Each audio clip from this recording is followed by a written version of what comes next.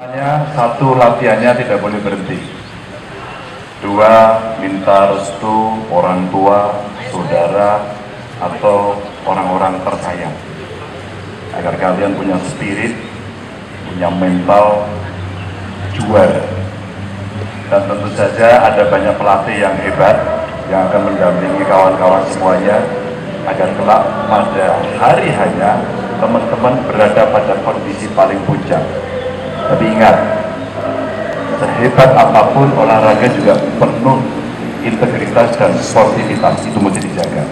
Apalagi kawan-kawan yang membawa seragam dari Jawa Tengah harus membawa nama baik Jawa Tengah.